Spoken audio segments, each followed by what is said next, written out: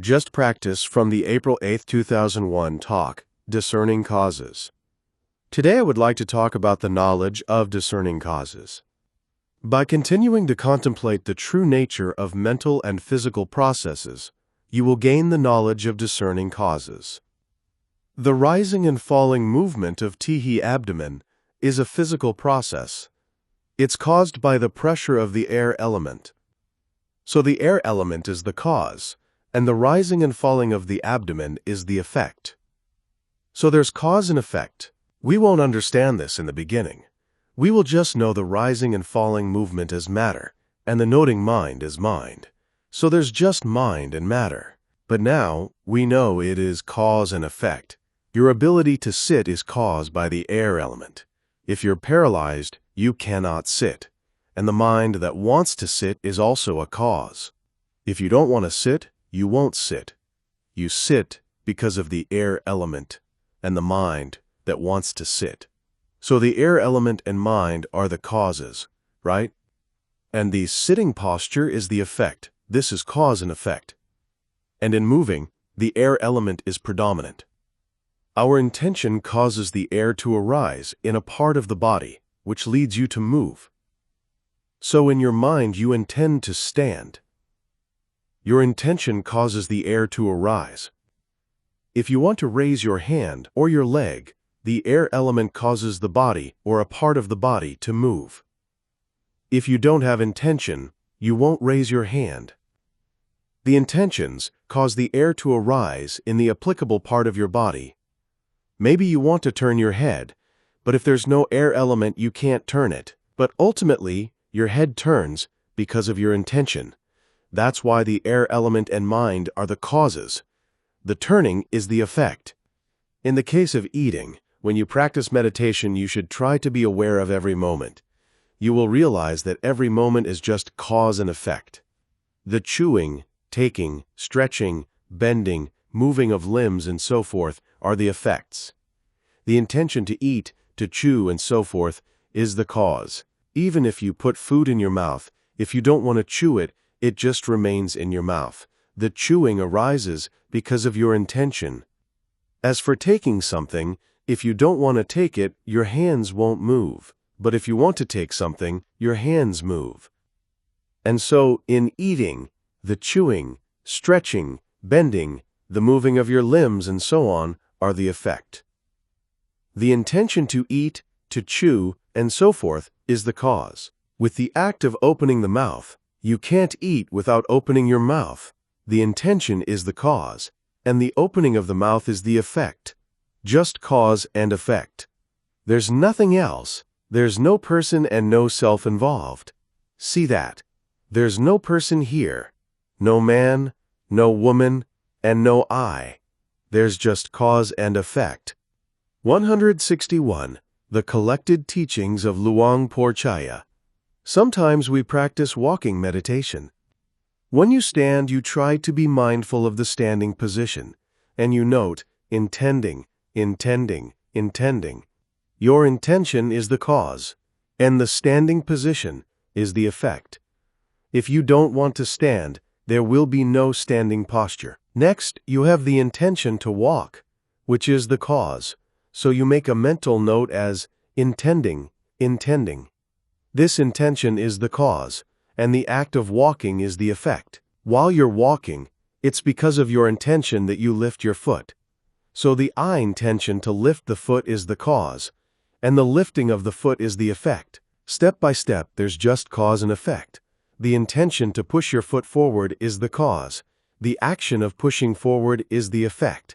The intention to drop your foot to the floor is the cause, and the dropping of the foot is the effect.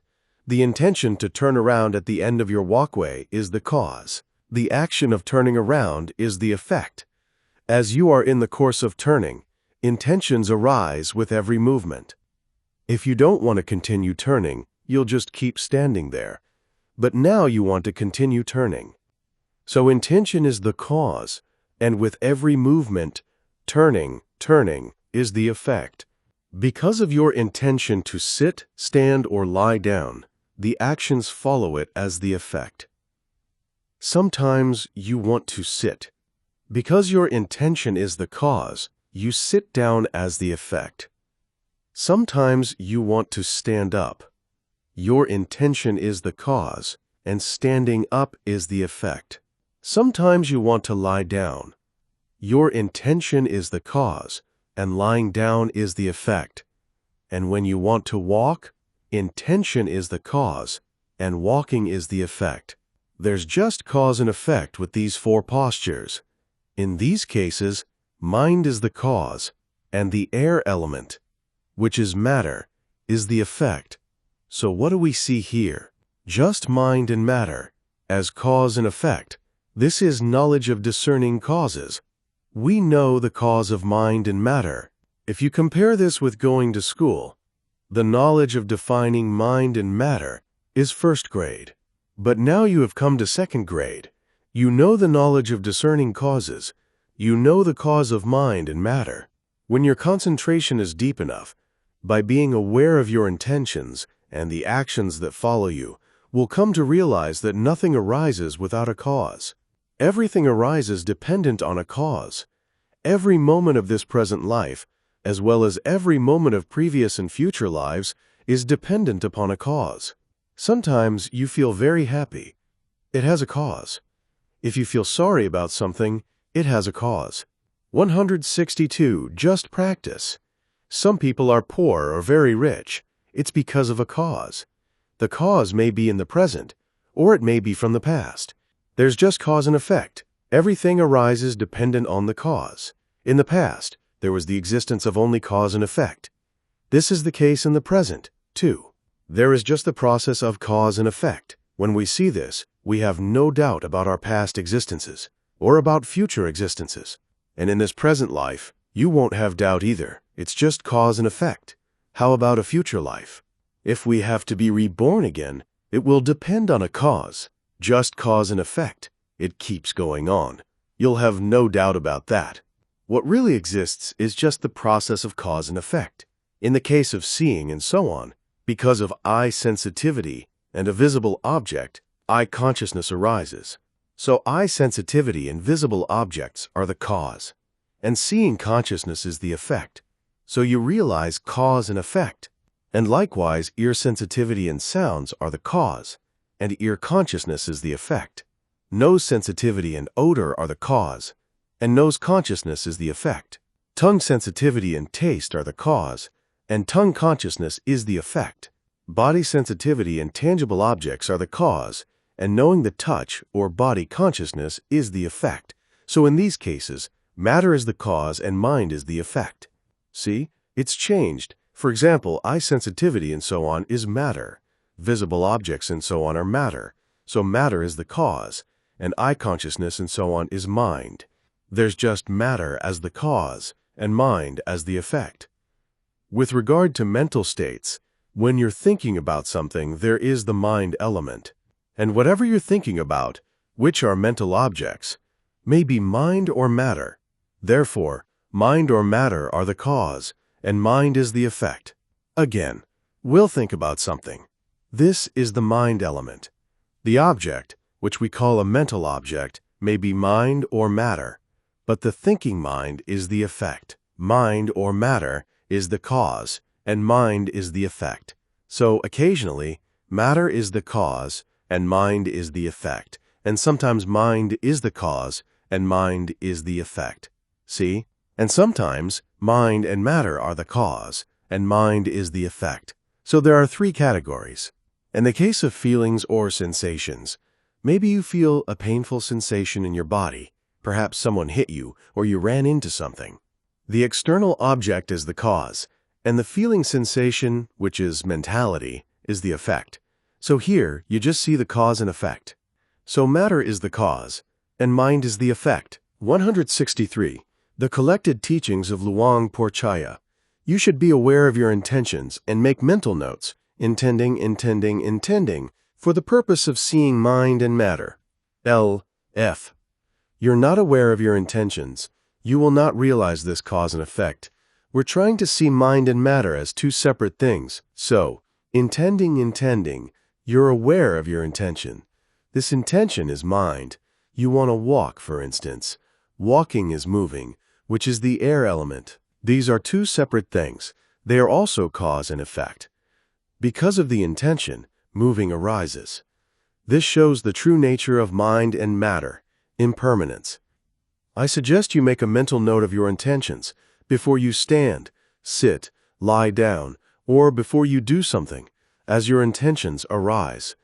So be aware of your intentions and make a mental note, intending. Then you can stand, sit, lie down, or do something. This is to realize their nature as cause and effect. So we're talking about cause and effect. When you reach this knowledge of discerning mind and matter, it belongs to purification of overcoming doubt. We have 7 purifications, right? When we reach this stage, it belongs to purification of overcoming doubt. We have no doubt about mind and matter of the past, present, or future. Then we will understand that present mind and matter at conception, when we started in our mother's womb at conception, was conditioned by past ignorance, craving, grasping, and action. These were the cause for our present mind and matter.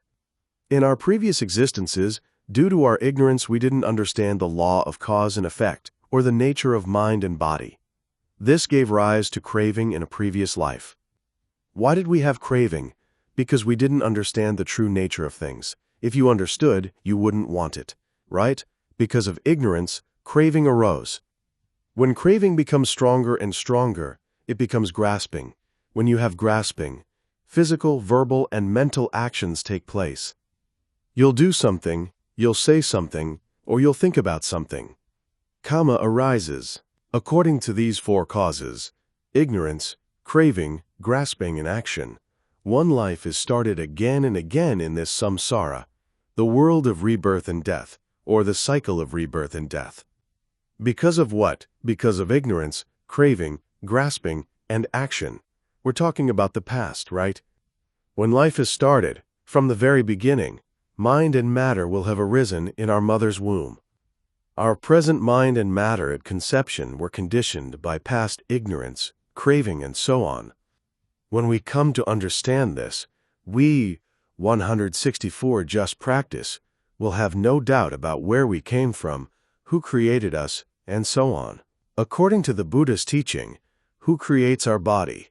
Ignorance, craving, grasping, and kama. Whose ignorance? Our ignorance. We create ourselves. Maybe someone in a previous life didn't understand the law of cause and effect. They might not have known that if they stole, killed, raped, lied, and so on, they would inevitably receive retributions from their evil actions. Some people don't know this. Some think that due to their power, their strength, or their wealth, whatever they do will not receive any blame or punishment under the law. Some people think like this.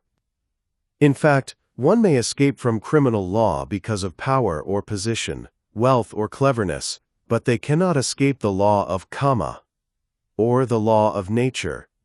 In this scenario, whenever the person thinks about their bad deeds, they'll feel bad about themselves, every time.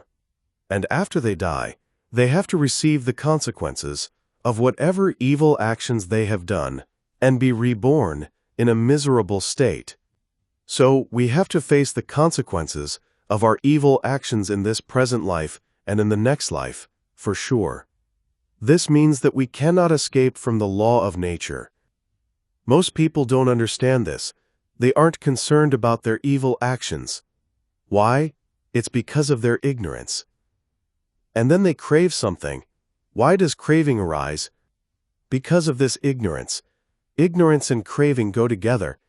If they understood this, they wouldn't have attachment. And if there's no attachment, there will be no evil actions. It's just cause and effect. As someone doesn't understand or believe in the law of nature, he might conduct evil actions. And due to his craving and grasping and evil actions, he will have to experience physical and mental suffering, not just in this life, but he will also have to be reborn in a miserable state in a future existence. So the previous actions of individuals are the cause. We're talking about previous causes, right? The form, the body, or the features of all creatures in this world are different. We have many creatures in this world. There are creatures we see, such as animals, and creatures we cannot see, like gods and angels. All these creatures have different forms, bodies, and features. Why do they have different bodies and features? Because of the cause. It depends on the cause. Even human beings are different. Why are they different? Because of their cause. See? We're talking about ignorance, craving, grasping, and so forth, in a previous life, being the cause of all creatures being different in this present life. And as for human beings and gods, 165 the collected teachings of Luang Por Chaya because of previous life ignorance, which is not knowing the truth, such as the truth of suffering, the cause of suffering, and so forth. And even while performing meritorious deeds, such as generosity, morality, and mental culture, we still had the desire to be reborn in the human world or in heaven. We did good things in our previous lives, but this existence was caused by our ignorance. We didn't understand the truth. We may say, by the power of my generosity, my morality, or my mental culture, may I be reborn in the human world and become a rich person, or something like that. You still have desire. Some people may say, I want to be reborn in heaven, and so they do meritorious deeds to get there. Actually, desire is the cause of being reborn there. But birth is suffering. If you know you have to be reborn again, and it's suffering, then you won't have the desire to be reborn again. What is desire? It's craving. In this case, it is craving for existence. Why does craving arise? Because of ignorance.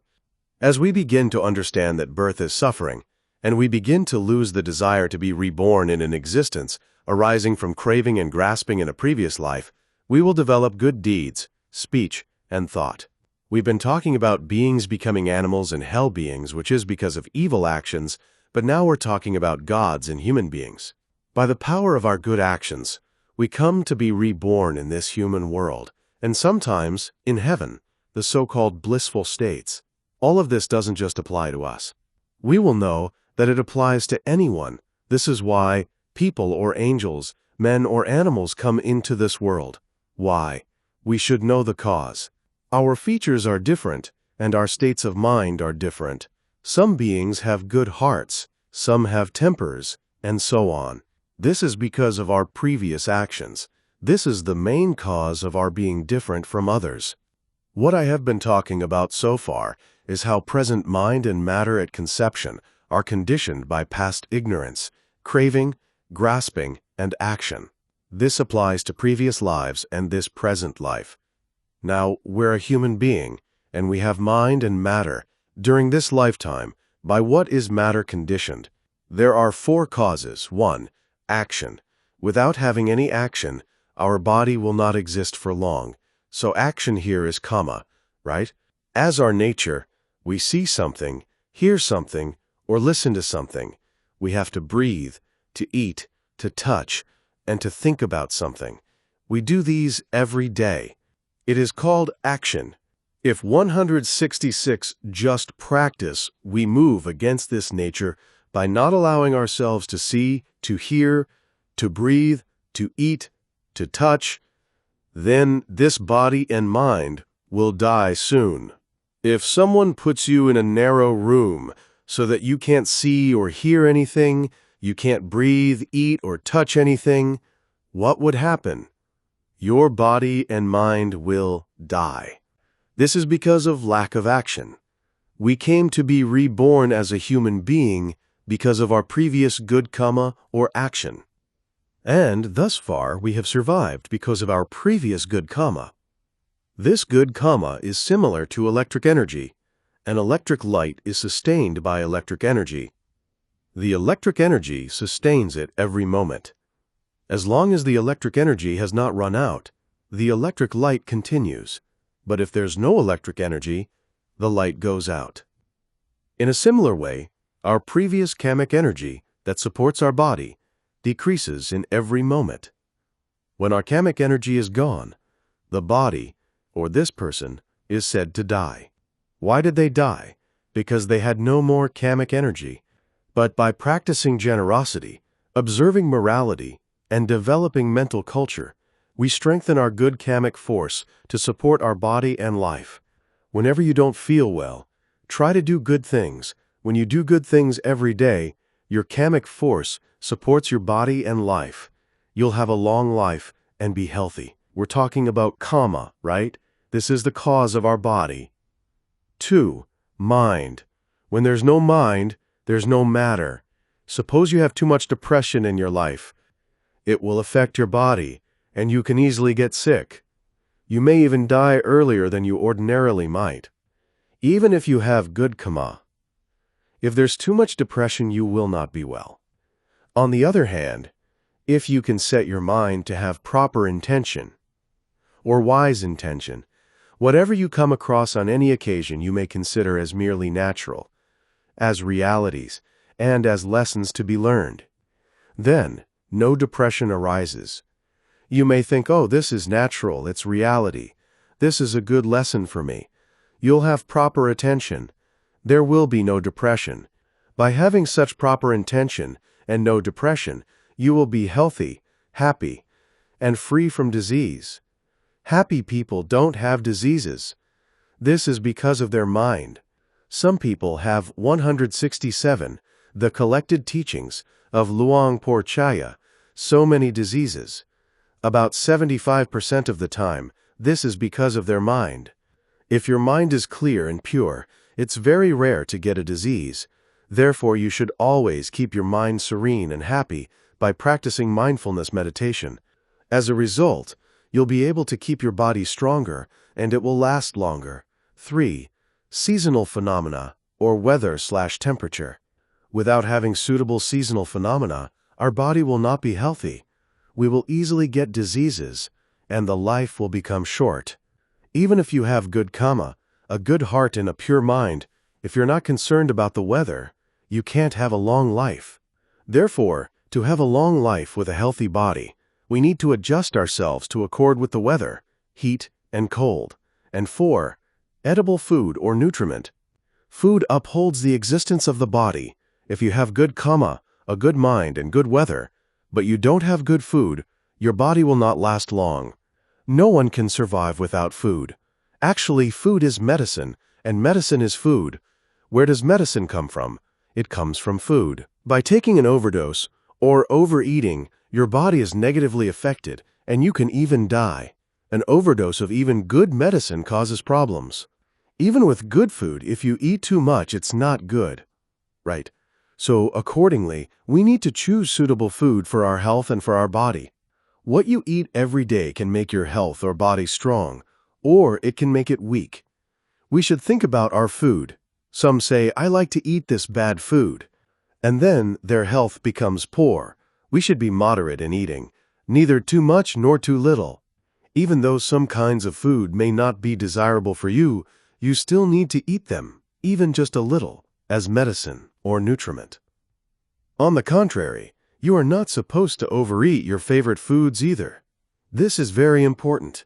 We have to eat every day, twice a day, or maybe more than that. If you're not concerned about your food, your body gets diseased and your life becomes short. So our body, our matter, is conditioned by the 4 factors: action, mind, seasonal phenomena, and edible food. 168. Just practice. Our mind is sustained by the senses and their corresponding objects. Why does consciousness arise in every moment? Because of the 6 senses and the 6 objects. This is the cause of the mind in this present life. If there is no eye sensitivity when visible objects are present, there will be no eye consciousness. It's like a blind person. There's no seeing consciousness.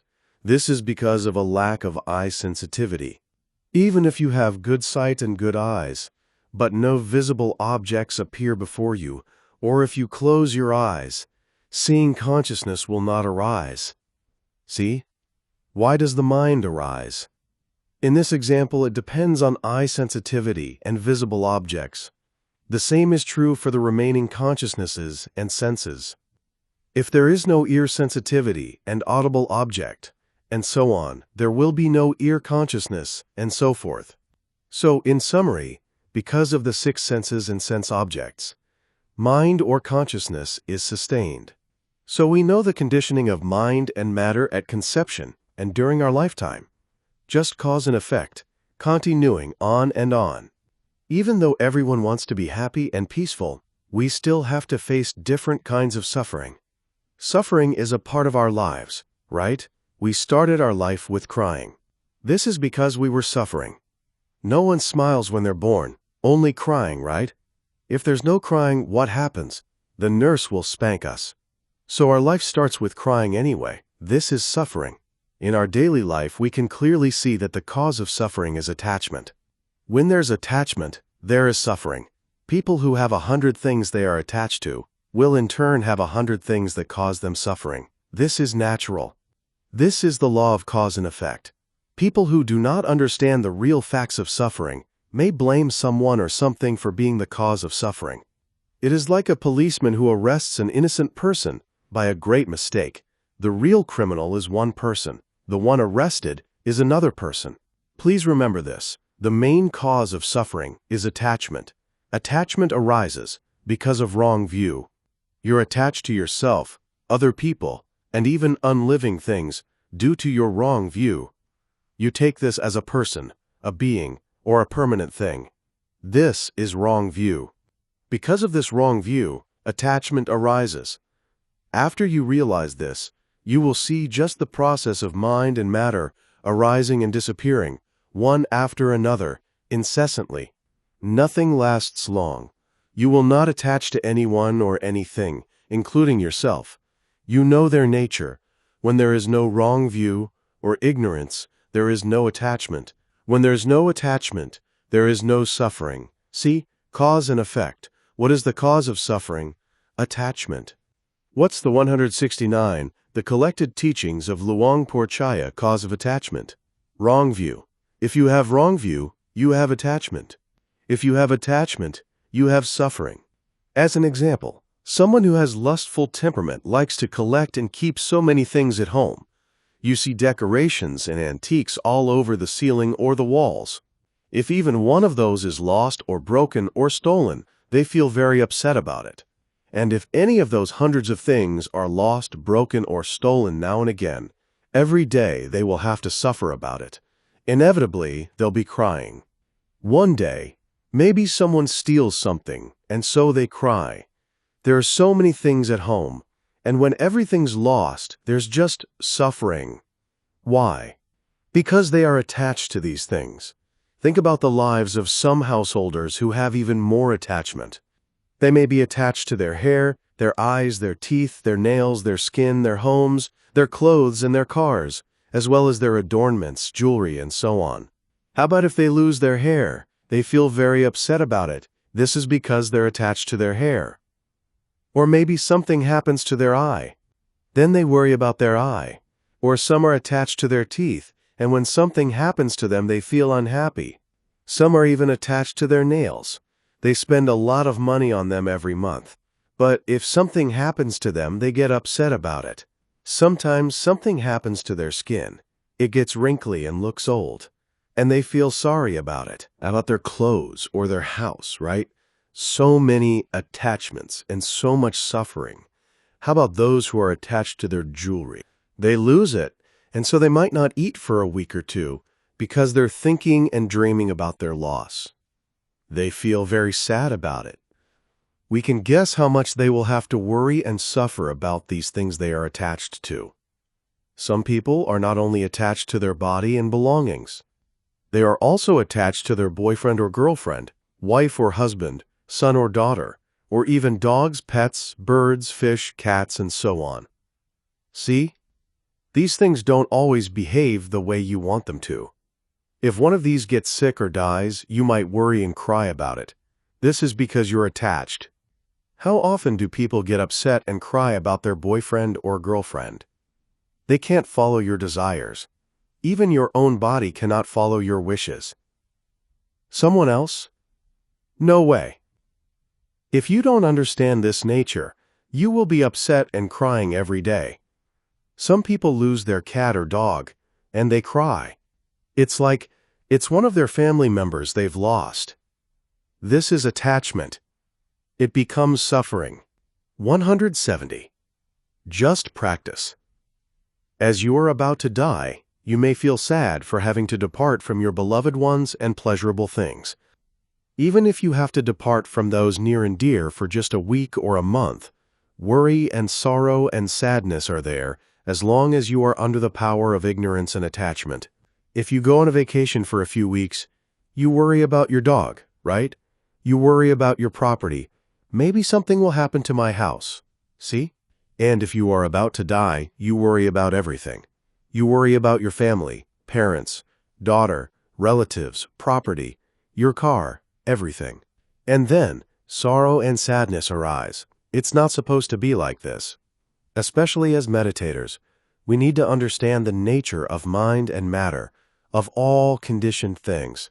To be able to overcome such kinds of suffering, we need to practice insight vipassana meditation in order to understand the true nature of mind and body, including conditioned things, which are impermanent, fearful, and uncontrollable. Then you will realize that you are not supposed to attach to and worry about these things. We can have all kinds of things and take care of them, but not attach to them. Take care of them as your duty, but without attachment. Accordingly, you will experience the real happiness of peace in your life if you practice meditation. The meditator who reaches the stage of knowledge of defining mind and matter and the knowledge of discerning causes is said to be a lesser stream enterer. To reach this stage, what do we need to have? We need to have these two knowledges. This is second grade, right? The first is defining mind and matter, and the second is discerning causes. If you possess these two knowledges, you're said to become a lesser stream enterer. That means that you will surely not be reborn in an unhappy state for 2 or 3 existences, as you possess purity of mind and have exterminated wrong view of personality. See that? There's no wrong view for them. They understand the nature of mind and matter, and they understand cause and effect. As they understand this, there's no wrong view. This is purity of mind.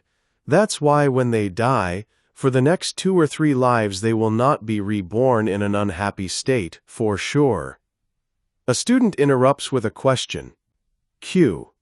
What's the difference between a lesser stream enterer and a regular stream enterer? 171. The collected teachings of Luang Por Chaya. A stream enterer gains 16 knowledges or insights. He has gained enlightenment. A stream enterer will not be reborn in an unhappy state at all, but the lesser stream enterer has gained only 2 knowledges.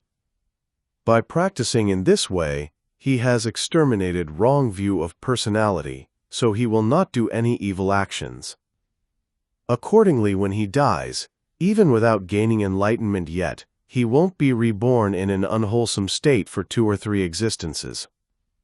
After that, he may commit evil action, so he still has a chance to be born in a woeful state. So we call this a, quote, lesser stream enterer. A stream enterer will never be reborn in a woeful state, whereas a lesser stream enterer is protected for only 2 or 3 existences. This is the difference between the 2 stream enterers.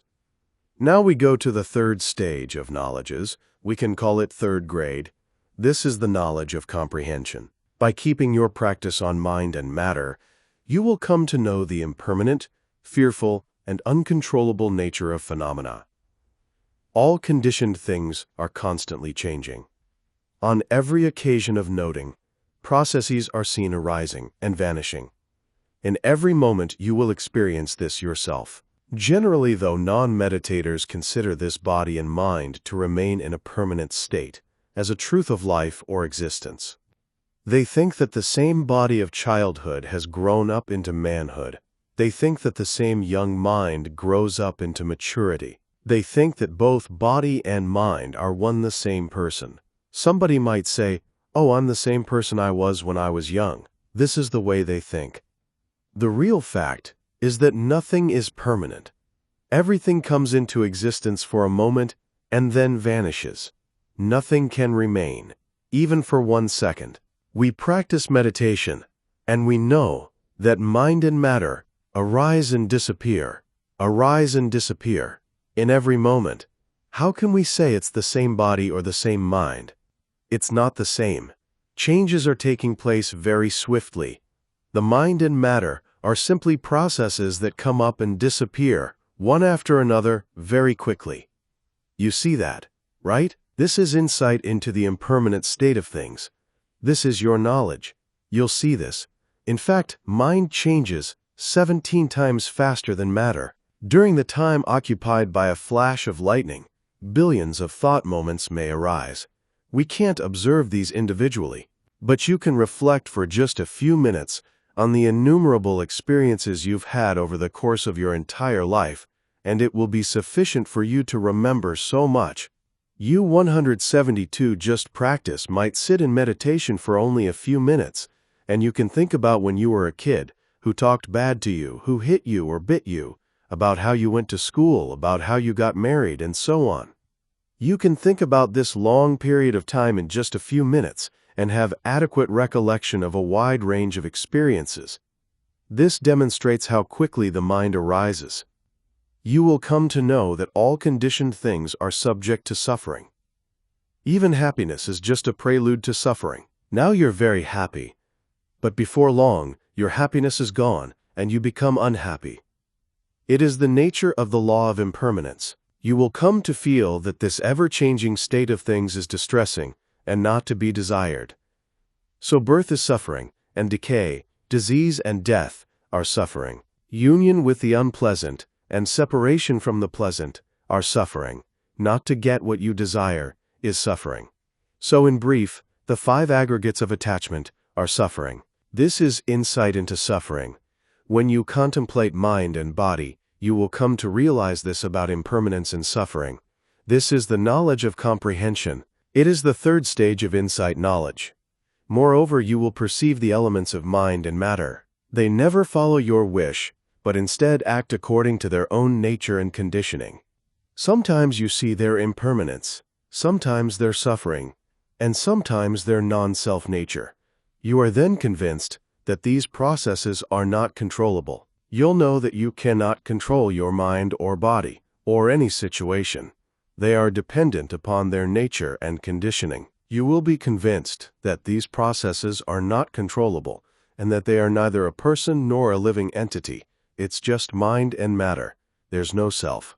Dependent on the cause, mind and matter arise. There is no permanent entity. Some religions say that we have atta, an immortal entity, in our body. But according to the Buddha's teaching, there is no permanent entity, and no controllability. Someone who has strong attachment cannot escape from suffering. Whenever there is a cause, an effect will arise. No one can stop or control the law of cause and effect. This is insight into the absence of self. You'll know their nature, right? So time is up for today. May all of you be able to keep constant mindfulness on mental and physical activities and gain insight knowledge higher and higher, until there is the realization of the 4 Noble Truths by your own direct knowledge. 173. The Collected Teachings of Luang Por Chaya. Any questions? Q. In view of self and non-self, what is it that moves from one life to the next? When I attended college, our philosophy teacher was a minister. He said to me, "Why does Buddhism say no self?" I'm right here. How can you say there's no self? To understand this, we should understand the Pali word atta. It translates as self. Some religions believe that in our body we have an atta, a self. They believe that even when you die and your body is cremated or buried, the atta is immortal and continues into another life. They believe that this atta is permanent. Perhaps they believe that when they might see something, this atta will peer through their eye door and it'll see it. Who sees it? They'll say atta sees it. But the Buddha said anatta, there is no immortal entity. Who sees it? Eye consciousness sees it. Why does it see it? Because when there is eye sensitivity and a visible object, eye consciousness arises. It is eye consciousness that sees it. We call this anatta. You can't control it, right? This isn't just referring to the body. The way to understand non-self is that self is uncontrollable. Other religions say that Atta can know everything and can control everything. The Buddha said, Anatta, you cannot control anything. Everything depends on cause and effect. Please remember, instead of thinking about non-self or no self, just translate it in your mind as uncontrollability. We cannot control our mind and body. Q. We feel like, I do this, but there's no I there, right? There's no I. You want to do something, that's just desire, and your desire is mind. Who did that? Who took that? It's not your hand that took something. Hand is a concept. Who took that? This taking is just the air element. See that it's not a person. Q. I can very clearly see the uncontrollability of things. When we understand ourselves, we'll understand the outside world. 174. Just practice Q. When a person has become an arahant, even though they have no more karma stored, are they still alive because of their senses? Their organs are still part of their body and life. They still have their old karma, this present karma, but this is their last life. There's nothing left for another life. Q. So when you're an arahant, it means you're not producing any more karma, but maybe you haven't gotten rid of your old karma yet, right? Yeah, but in this present life, even though the arahant has present karma, this karma doesn't give results in a future life, just in the present life. Q. The arahant can still have old karma. Yes, an arahant can still have old karma. For some people, their old karma is very little. And so, after they gain arahantship, they die right away because their old karma is gone. Q. Can you enter parinibbana and still have old karma, or does it have to be totally gone? If you are still a stream enterer, a once returner, or a non-returner, old karma still follows you. If you have attained arahantship, it won't follow you, even if it's there. 175. The Collected Teachings of Luang Porchaya from the April 22, 2001 talk Knowledge of Rising and Falling. Today I would like to talk about the knowledge of rising and falling. In this stage of knowledge, when you contemplate your primary object, breathing in and breathing out, or the rising and falling movement of your abdomen, you will not see it as the knowledge of discerning mind and matter, during which we came to know only the movement, the motion, the pushing, supporting, expansion and contraction of the air element and the noting mind. We came to know that just mind and body processes exist. As you become more practiced, you will perceive in every act of noting that an object appears suddenly and disappears instantly. See, it's very different from the first knowledge, which was just seeing mind and matter. Now, you see the rising and falling, us appearing and disappearing. When you contemplate the rising and falling of the abdomen, you will clearly see that the rising and falling of the abdomen and the noting mind arise together and disappear together, just arising and passing away. In the case of practicing walking meditation, there is first the intention to walk, and then there will be walking. You will see these two things separately, your intention and the walking. There are successive intentions and successive movements of the body. With every step and in every movement involved in stepping, you will clearly see that. So before every movement, the intention comes and then goes away. For instance, say you want to practice walking meditation in 3 sections: lifting, pushing, and dropping. Your initial intention is to lift your foot. This is one intention. It comes and then goes away, and then you lift your foot. Now your intention is to move forward. This is another intention that arises and then goes away. Then you push your foot forward. After you push it forward, you now want to drop your foot. This intention comes and goes away, and then you drop your foot. So with every movement, the intention comes and goes away. The intention and the going are arising and disappearing in every moment. As intention comes and goes away, the going, the lifting, pushing, and dropping is doing the same. They both are arising and disappearing in every moment. You'll come to know that what is happening in this moment is mind and matter. See? Intention is mind, and going is matter. Just mind and matter. And this mind and matter is different from the mind and matter that existed a moment ago. In every moment, a new mind and a new matter arise, and the old ones disappear. A new intention, you want to lift your leg, for example, is new mind and then matter arising. And 176, just practice then, you want to push forward again. In that moment, the old mind and matter have disappeared as new ones continue to arise. In every moment, a new mind and new matter arise, and the old ones disappear. With whatever you see, you hear, you smell, you taste, or you touch, you will see the beginning of the arising and the end of it as well. In the case of walking meditation, when you say lifting, you'll see its beginning and its end. When you see a visible object, like a picture, you'll see the beginning, and later on, you'll see the end. When you observe a sensation in any part of the body, you will know when it arises and also when it vanishes. Because you have good concentration, you will feel pain or numbness or itching in any part of your body. You'll concentrate your mind and contemplate the sensation, and you'll see it start to arise, and then it'll finish. So you'll know when it arises and also when it vanishes. And sometimes a thought comes suddenly and then goes away instantly. While you're concentrating on your primary object, you may think about something. You'll realize it right away.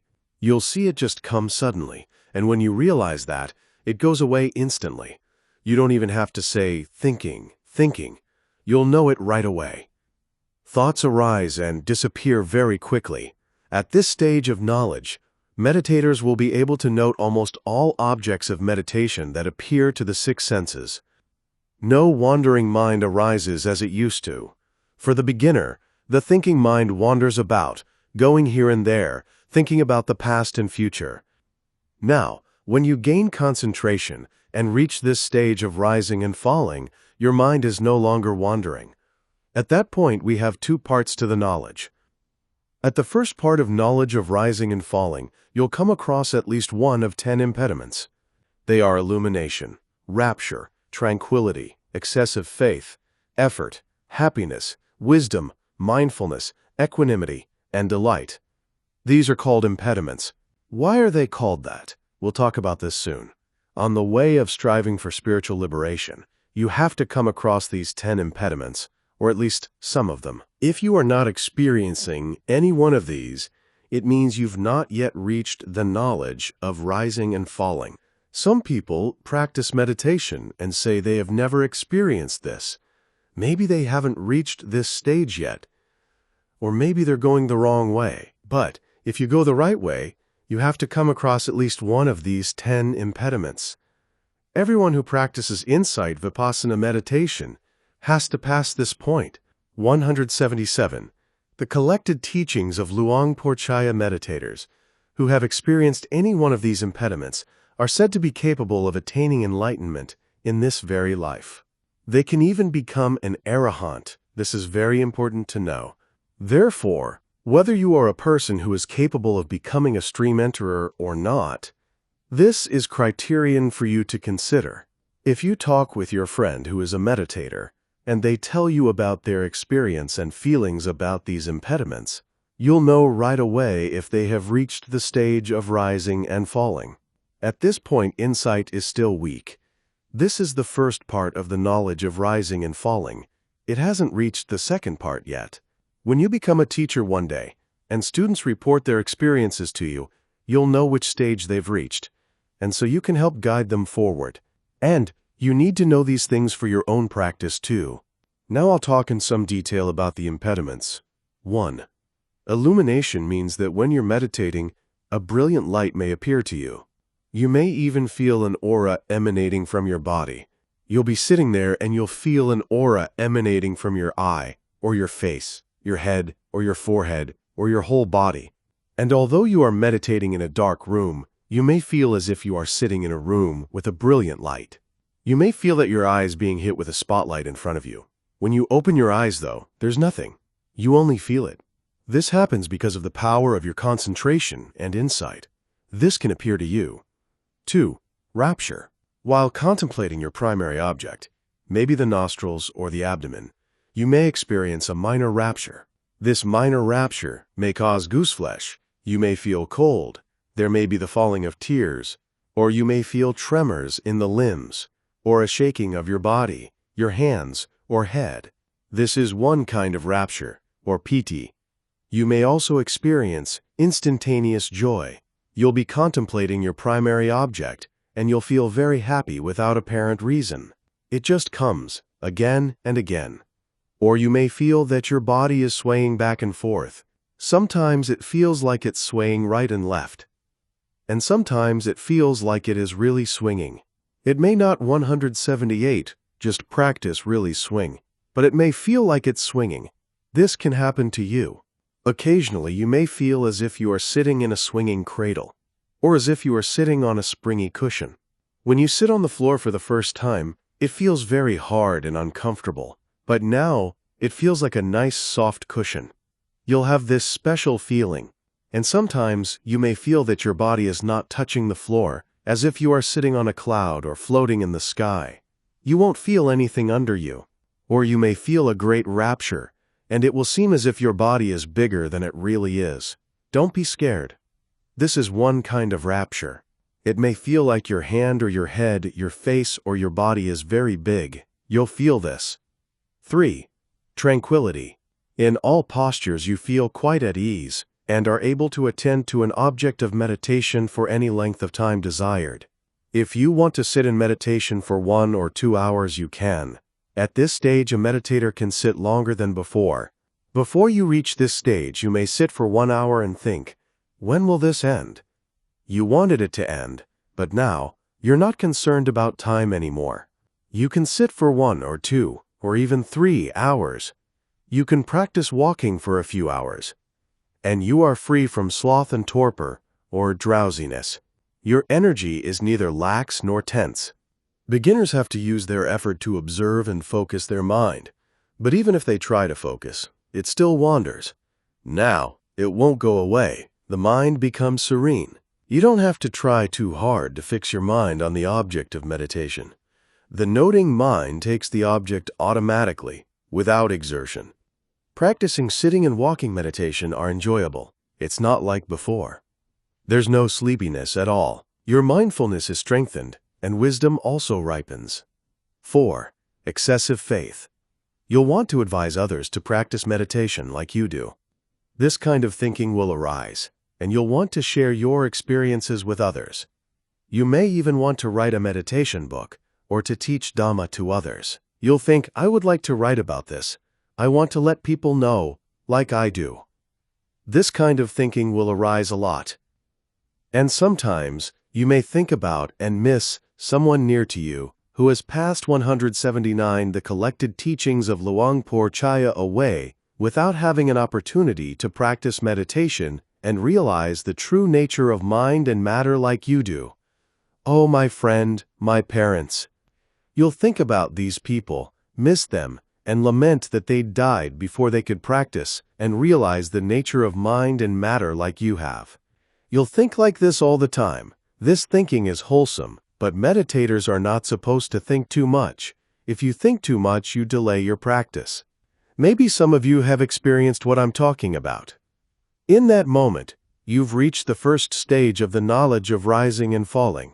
You will notice that you possess excessive faith in the Buddha as the first supreme meditation teacher. You may have been practicing meditation for a short time and are already experiencing all these kinds of things. The Buddha practiced for 6 years.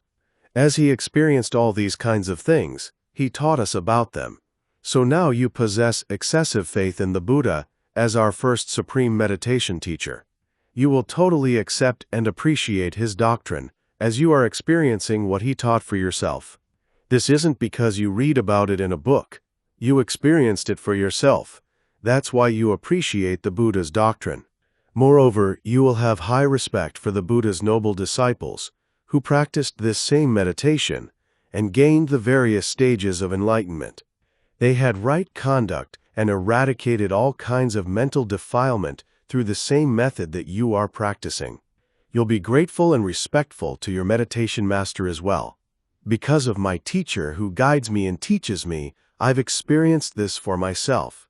So you're grateful and respectful to your meditation master.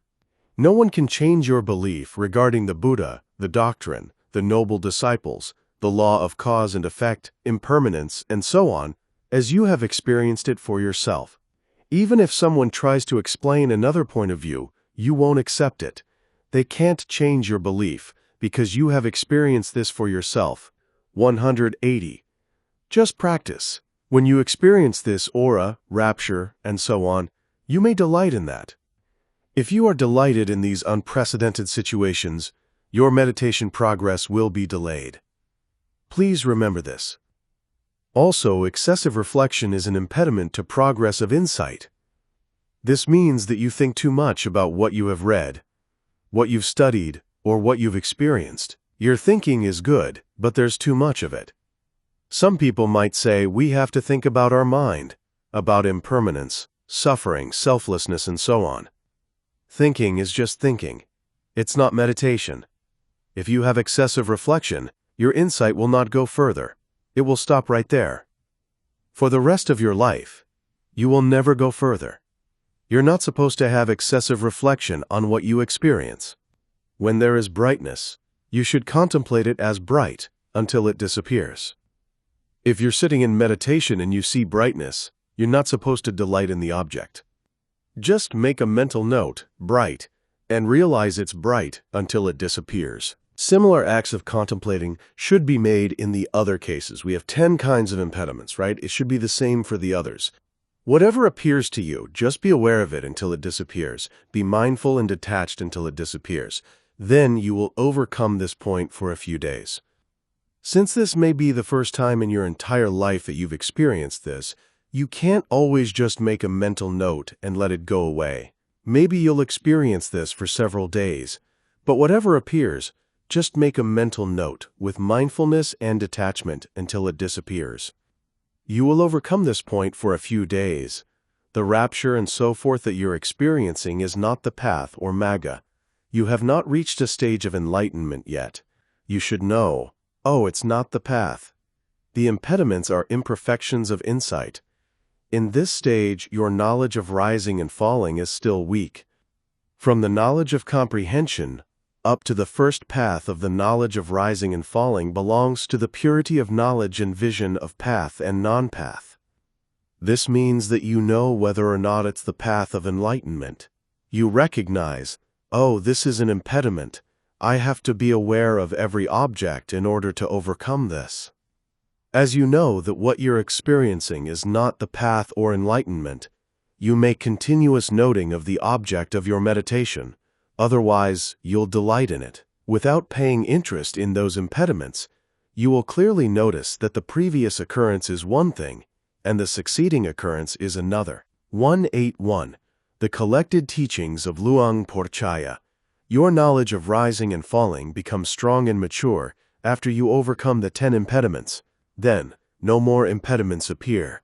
Every act of noting the arising and disappearing of mental and physical processes is very fast and clear in your knowledge, more clear than before. At this point, you have reached strong knowledge of rising and falling perfectly. You'll know your status. So, we have 2 parts of rising and falling knowledge. In the first part, you'll experience impediments, and in the second part, you'll overcome them. There is an analogy between a traveler and a meditator. I would like to share it. When you reach this strong knowledge of rising and falling, it is said that you are already on the freeway that you wish to take. So just keep driving, or striving, and sooner or later you are sure to reach your destination. How about you, Roger? Are you on the freeway or not?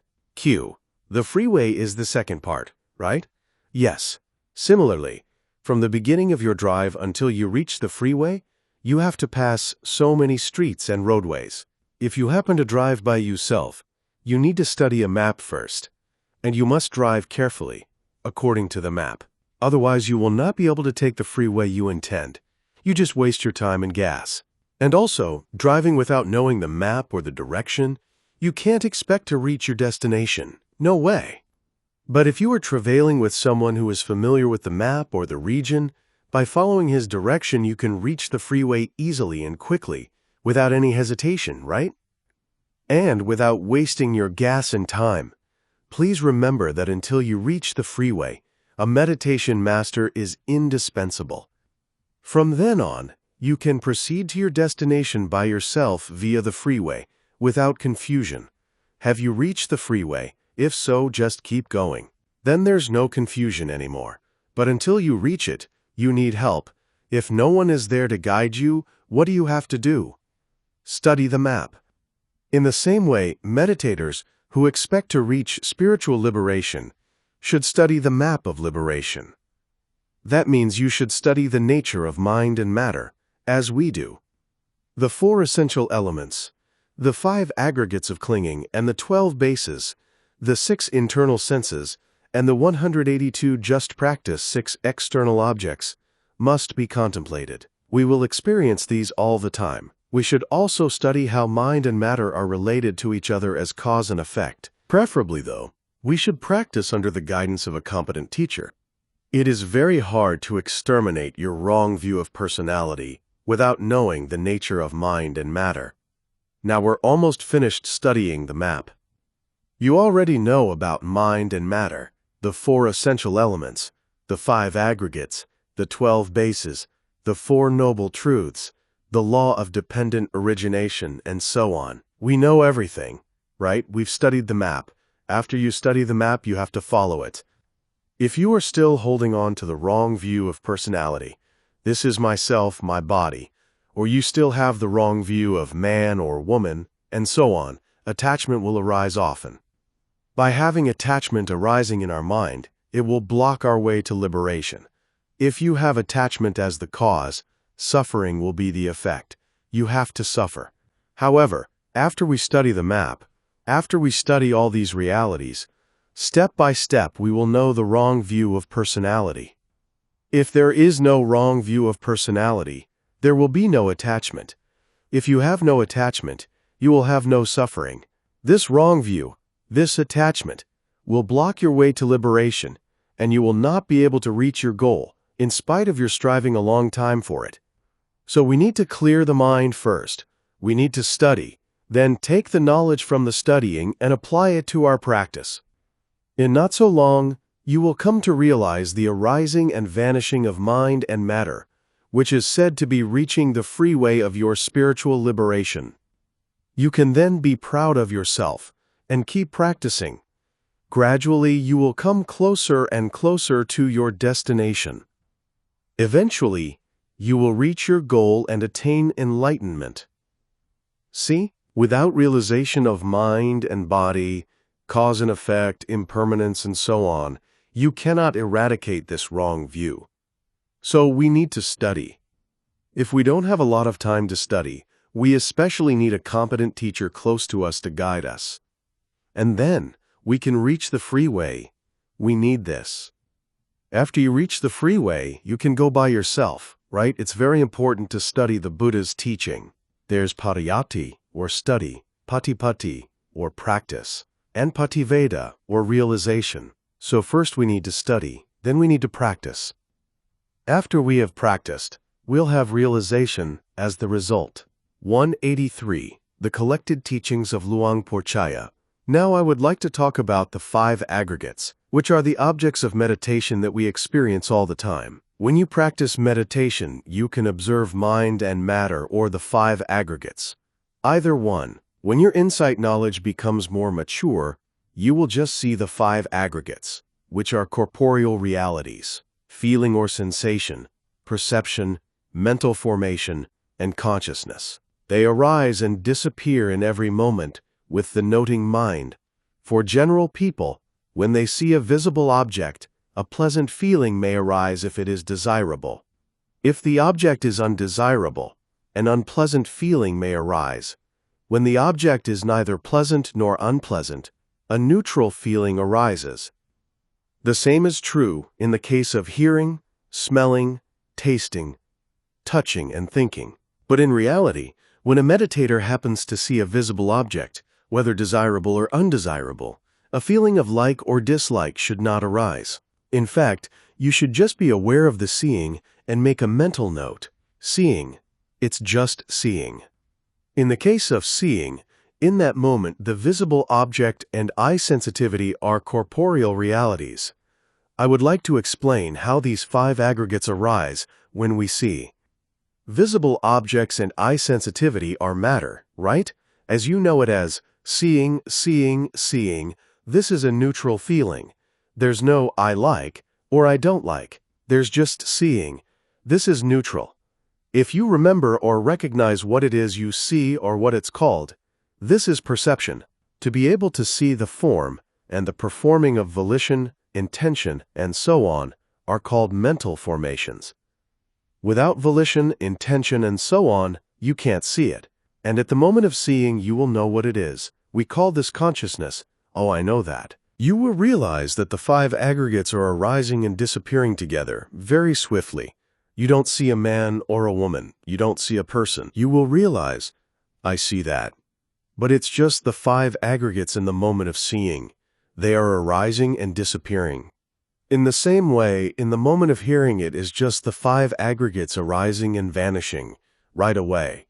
The sound that you hear and ear sensitivity are corporeal realities, just matter. As you're mindful of the hearing, and note it as hearing, hearing, hearing. The feeling is neutral. You may remember the song. This is perception.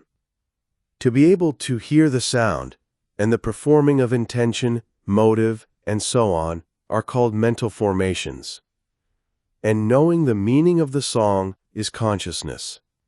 There are just the 5 aggregates arising and disappearing together. 184. Just practice. When you smell something, the odor and nose sensitivity are corporeal realities or matter. As you're aware of it and make a mental note, smelling, smelling, smelling, a neutral feeling arises in that moment. You may recognize what kind of smell it is, perhaps a perfume. This is perception. To be able to take this object of smell and the performing of intention, volition, and so on are called mental formations. And knowing the object is consciousness. There's just the 5 aggregates arising and disappearing at the moment you smell something. In the case of tasting, edible food or drink and tongue sensitivity are corporeal realities. As you're mindful of it and note it as tasting, tasting, tasting, drinking, drinking, or chewing, chewing, there will be a neutral feeling. There's no I like or I don't like. It's neutral. You recognize what kind of taste it is. You know it's fish or beef. You recognize it. This is perception. To be able to know the taste and the performing of volition, intention, and so on are called mental formations. The knowing of the taste is consciousness. Just 5 aggregates. When you are touched by something, the tangible object and body sensitivity are corporeal realities. As you are aware of the touching and note, touching, touching, touching, a neutral feeling arises. As you recognize what it is that has touched you, it is said to be perception. To be able to realize the touching and the performing of volition, intention, and so on are mental formations. The knowing of the touching is consciousness. With every seeing, hearing, smelling, tasting, and touching, it's just the 5 aggregates arising and disappearing instantly in every moment. We have to be aware of these 5 aggregates. When you see just these 5 aggregates, there's no wrong view of personality. Then, there's no attachment. When you are thinking about something, your mental object can be mind or matter. For instance, you may think, this person has a good heart. In that case, you're thinking about their mind. Or you may think, this person is very beautiful. Here, you're thinking about matter. So, mental objects can be mind or matter. As you make a mental note, thinking, thinking, thinking, a neutral feeling arises in that moment. When you recognize what it is that you're thinking about, a person, an animal, and so on, it is said to be perception. To be able to take this mental object and the performing of volition, intention, and so forth are called mental formations. The knowing of the object is consciousness. There's just these 5 aggregates taking place, and then, vanishing quickly. 185 The Collected Teachings of Luang Por Chaya. I've classified these aggregates into 5 individual components and explained them to you so that you can understand their nature, but in reality, they arise and disappear together simultaneously. We should know this. For meditators who are seriously practicing meditation, whenever any object comes to appear to the 6 sense bases, they just note seeing, and so on, and no like or dislike arises. This is a neutral feeling. If you do not consider these objects as desirable or undesirable, a neutral feeling arises. But if you think it's a desirable object, a pleasant feeling will arise. And if you think it's an undesirable object, an unpleasant feeling arises. If the meditator considers the object neither good nor bad, a neutral feeling arises. So just make a mental note, and a neutral feeling will arise. If you forget to make a mental note, or if you can't catch the arising object in that moment, upon seeing or hearing something, and so on, sensual desire or anger will arise. What should you do then? You should be aware of the forgetfulness, and the desire or the anger, and make an appropriate mental note. If you realize that you forgot to make a mental note, note it as forgetting, forgetting, forgetting. If you have desire for the object, make a mental note, desire, desire, desire. If you get angry, just make a mental note, anger, anger. When you cannot grab it the first time, grab it the second time. Then this becomes your meditation object too. See? When you cannot make a mental note and desire or anger arises, just contemplate the desire or the anger. Forgetfulness, desire, and anger can become a meditation object. As you do that, you will realize that all desire, anger, and so forth arise suddenly and pass away instantly. If you don't practice in this way, you may lament that while you sat in meditation, all you could do was think about the past or your feelings. But even if anger arises, just immediately contemplate it. Make it your meditation object. You'll see your anger arise and then disappear. It's the same with sensual desire. It just arises, and now it disappears. You will know their impermanence. You shouldn't feel upset if you forgot to note an object, and so desire or anger arose. Whatever occurs in your mind, just make a mental note and be aware of it. You will see its nature as arising and disappearing. So with what we've been talking about, from the beginning up to the knowledge of rising and falling, we have to see 2 kinds of characteristics: specific characteristics and common characteristics. This is very important. What are the characteristics of matter? It is formed by heat and so on, and there is also the hardness or softness of the earth element. 186.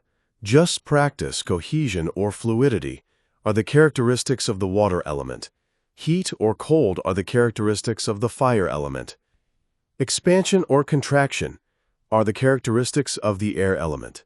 And also, the characteristic of feeling is enjoying the object. The nature of perception is remembering or recognizing the object. The nature of mental formations is led by volition that motivates or organizes the mental factors it is associated with. And the characteristic of the mind is knowing an object. The characteristics I've just talked about are specific or unique characteristics of mind and matter. When you know and understand these specific characteristics, the corresponding stage of insight knowledge is knowledge of discerning mind and matter, which is the first one. When you're able to realize the true nature of mind and matter as being impermanent, fearful or unsatisfactory, and insubstantial and uncontrollable, then it is said you have realized the common or universal characteristics of mind and matter. This knowledge is higher. These universal characteristics can be found in all compounded phenomena. I'll share an example elaborating upon these 2 types of characteristics. When you contemplate your abdomen, you may see the rising of the abdomen as the expansion of the air element, and you may see the falling of the abdomen as the contraction of the air element. If you see only the nature of the air element, it means you see the specific characteristics of the air element. On the other hand, if you see the rising and the falling of the abdomen, as just arising and disappearing, you see impermanence. We call this a common characteristic. We should try to see and to realize these common or universal characteristics. If you see specific characteristics, it is the knowledge of discerning mind and matter. You see that, right? But if you see common characteristics, it is the knowledge of rising and falling. They are different. As your insight knowledge matures with every moment that you practice meditation, especially in a retreat, you come to realize the arising and disappearing of mind and matter as being unsatisfactory. You also come to realize your lack of absolute ownership over them. You cannot control them. This insight knowledge is said to be the knowledge of rising and falling. Therefore, you should strive to realize the specific characteristics on up to the common characteristics of mind and matter with every noting mind. May all of you succeed in your ultimate goal. 187. The Collected Teachings of Luang Porchaya Q. We started talking about the 10 impediments, but we only covered 4. No, I talked about all of them. I covered all of them in the course of elaborating upon the first 4. 1 is illumination, 2 is rapture, 3 is tranquility, and 4 is excessive faith. I've talked about these. And then there's effort. We have more effort than needed. A beginner might have no drowsiness and can practice meditation the whole night with effort. But after that, they don't have to try too much to observe one object. It automatically arises. Next is happiness. You'll feel happy about your experience. With wisdom, you know everything. As for mindfulness, you can memorize things. As there's no wandering mind, there is equanimity. And finally, there's delight. Q. So is delight different from rapture? You delight in the 9 things that you experience. You delight in the other 9 impediments. Q. I've experienced some of these impediments. Not in a major way, but sort of like you described. It hasn't happened too often. No, not too often. We might experience these once or twice. Q. You talked about the lesser, or first, knowledge of rising and falling, and the 10 impediments. Are the 10 impediments directly connected to the first part of that knowledge? Yes, the first part. After you overcome all of them, you gain the second part. Your insight knowledge will be stronger than it was with the first part. Q. How do you know if you're at the second part? You have already overcome the 10 impediments. You'll know that they don't appear to you. They've already passed. It'll be very clear to you, and your mind will see arising and falling away very quickly. Q. You've talked about realities. Have we studied all of them? 1, 8, 8. Just practice. Yes. There are 121 kinds of consciousness, 52 mental factors, 28 kinds of matter, and nibbana. Except for these 4 realities, everything is a concept. Your meditation should be focused on realities in the present moment. If when you contemplate your nostrils, you see your nose, it's a concept. But when practicing Vipassana meditation, your object should always be realities. If it's a concept, it's tranquility meditation. Q. I'll sometimes hear people talking about Buddhism and they often mention the middle way. I don't remember you talking about the middle way. Can you talk about it now? This is the Noble Eightfold Path. It is the middle way. Briefly, it is sila, morality, samadhi, concentration, and panya, wisdom. This is the middle way. Next week will be our last class, because the following week, I have to go to Virginia and North Carolina. When I come back, it's the Buddha's birthday, or Visakha Puja. Then I have to go to Canada. Maybe we can do more classes after my 3-month retreat ends in October. 189.